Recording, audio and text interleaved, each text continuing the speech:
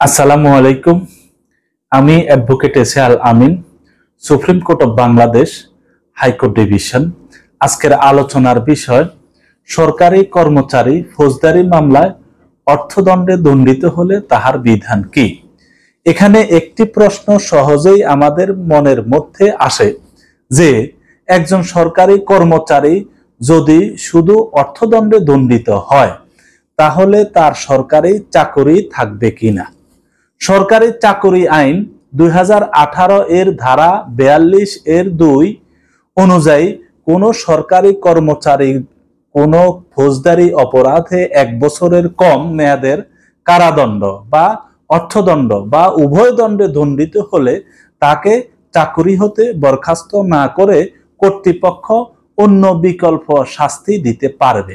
সুতরাং কোন সরকারি কর্মচারী আদালত কর্তৃক ফৌজদারি অপরাধে অর্থদণ্ডে দণ্ডিত হলে তিনি চাকরি হতে বরখাস্ত নাও হতে পারে।